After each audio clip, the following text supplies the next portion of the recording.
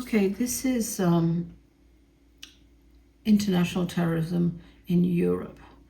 And I'm just going to touch on the areas where I see it.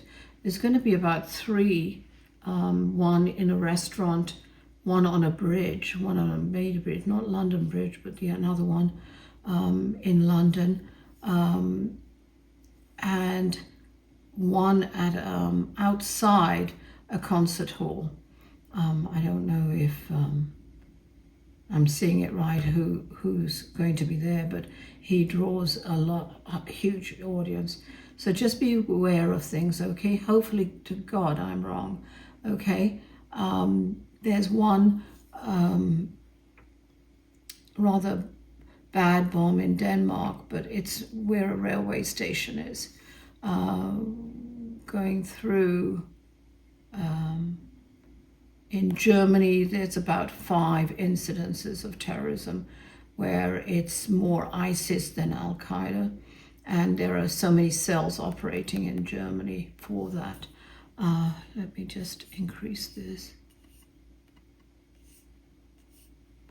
Belgium, I hate to say it, it's not so much Germany, sorry, Belgium is also prolific with a lot of cells, but they seem to be changing their government at the moment, and I mean their way of finding them and ousting them out. So Belgium, I do see that one at a train station again, and one at the base of a mountain. I don't know if there's something going on there. Netherlands, yes, there's 2 there. Paris, I'm seeing it could be as much as 5. It seems ISIS seems to be revving up. ISIS, it could be Al-Qaeda. I'm not too sure about the groups, but this one is because there's a new head that was brought in that I'm seeing, rather tall, near 6'8", 6'7", and he is orchestrating and attacking the countries that have attacked them. So I'm seeing Paris, but outside, near one, maybe the Champs-Elysees, but be careful, please. 5 attacks there.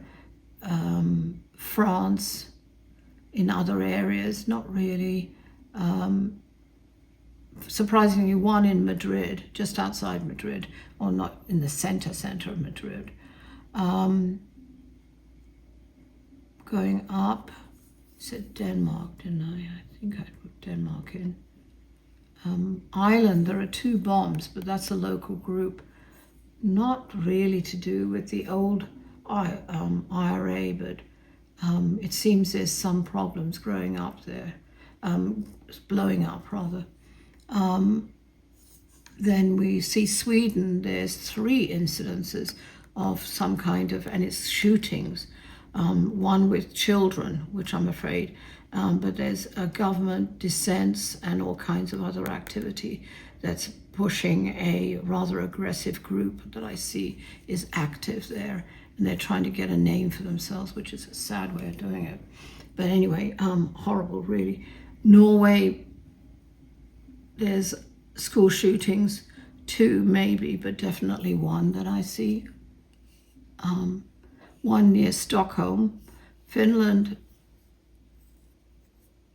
really, it's pretty good, but there are a lot of dissents in there of people aren't happy with certain things, even though it's a really good country normally. I'm not even Ukraine. I mean, they have fought so hard. I don't even want to talk about Ukraine at the moment. I'll have to put that on a separate video. Austria seems to be going through a change of some kind of leadership in the parliament, and they're closing ranks just like Italy is. So in Italy, there's going to be a lot of demonstrations and a lot of hatred, I hate to say it, against foreigners. So they're kind of in a way closing their country off, which is hard because if you're so-called the center of a religious order there, the Pope and everything, and then you're getting a government that's really showing that they don't want to work with foreigners. But to be honest, everybody's a foreigner. Anyway, that's my opinion.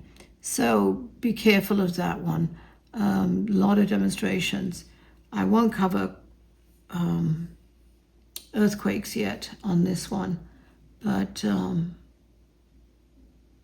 I'm just checking out anything else that's on.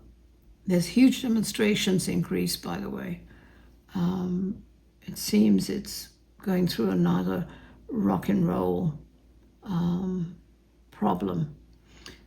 Edinburgh,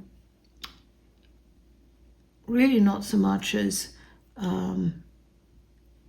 demonstrations, but the government there, local government, is having a tough time because they're still trying to push away from the rest of England. But there's some other political challenges going on, and it's mostly in Glasgow, I see. Now, we're not going to talk about earthquake there or, where am I saying?